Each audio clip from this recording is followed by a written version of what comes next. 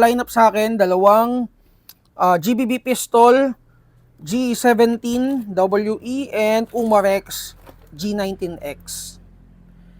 And dun sa mga rifle is King Arms na Striker and Delta D001S. Okay? So, unahin natin itong dalawang pistol. So guys, itong si G17 Gen 3 power up version, kakadating lang nito kasabay ng mga SRC unit natin, si MK1 Lite. Makikita nyo rin yung video before yung video na to. Okay, so tatlong klase, apat na klase.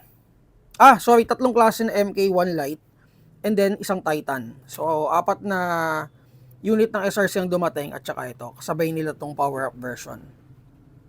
Hindi kasi natin siya na-test eh. So, hindi siya bago nag-replenish lang tayo ng stock, pero hindi siya bago. So, before, meron tayong version nito na G19X Power Up and G17 Gen 5 Power Up. Ito, Gen 3. Okay. So, yan. Naka-built-in talaga yung naka-insert talaga dun sa chamber yung inner barrel niya. Kasi may mga nagpunta dito, akala nila yung silencer, yung inner barrel nandito sa loob ng silencer. Kagaya nung sa mga Angry Gun suppressor natin. So, naka-built-in po talaga siya.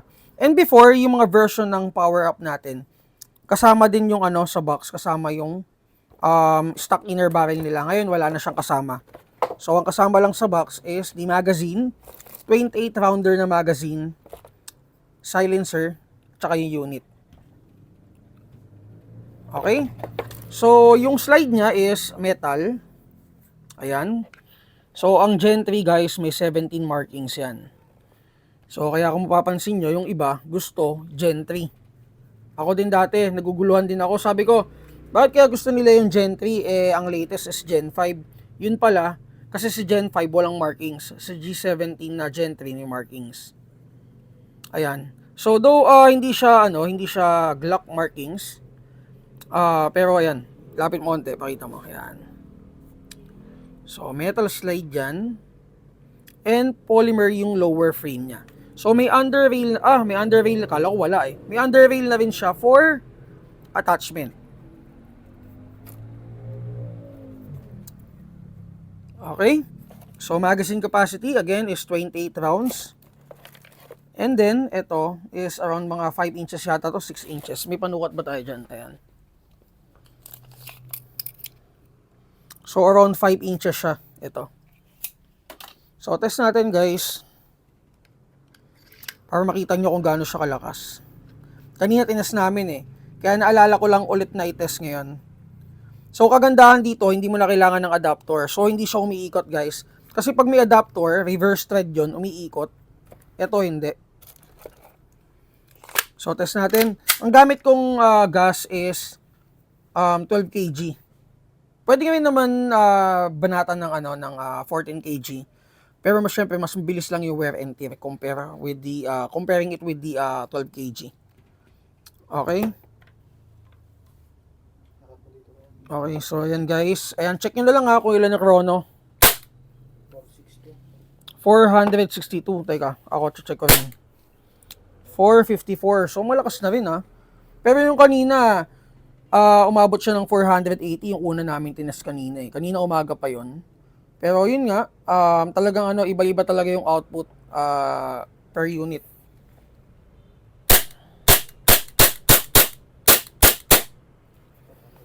Yan, so pinakamababa is 407. So kung naghahanap kayo ng pistol na around 450 FPS, guys, i-recommend ko sa inyo tong Glock 17 ng WE, yung power up version. Okay? So, punta tayo dito sa 19X. Guys, ito makikita nyo to sa WE folder natin. Okay? Nasa 7K yata to. So, check nyo na lang. And then, punta tayo dito sa Umarex G19X. So, crossover to ng 17, Glock 17 and Glock 19. Ito namang si Umarex, guys. Kung naghahanap kayo ng pang-collect, realistic, looking, syempre, ito, isa to sa mga i-recommend natin. Basta Umarex, guys, 1:1 yan. And ito, pakita mo yung mga markings niya. License markings yan,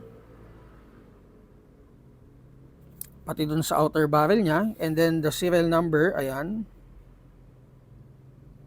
And isa na sa mga nagustuhan ko dito kay Umarex is maganda yung ano niya, blowback niya. Mabigat. Comparison between, for example, ito na lang WE. Guys, mabigat talaga yung blowback nito. Iba to, iba to. Basta Umarex, GHK, ayan, yan yung mga mabibigat yung blowback eh.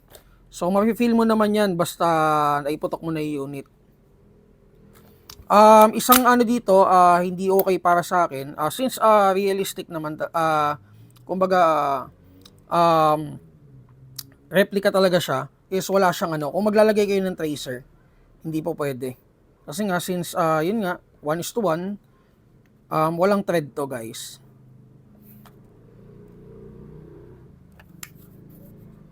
So, ayan. Magazine capacity is 28 rounds.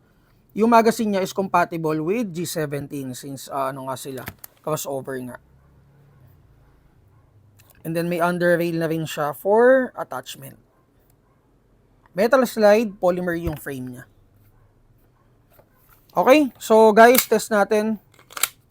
Check nyo na lang kung ilang FPS.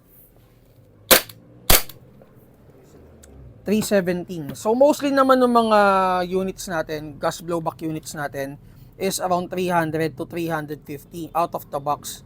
So hindi naman nagkakalayo yan in terms of output. So yung mga malalakas natin, kagaya nito mahaba, kagaya ni Dragon 7 inches, kagaya ni IREX, yun mga malalakas yun. So depende rin sa haba yung ano, yung FPS output. Pero yung mga 5.1, Glock 17, Glock 18, Hi-Capa 5.1R, 5.1, yan, all the same yan, 1911, M92, the same yan, nasa output yan na 300 to 350 out.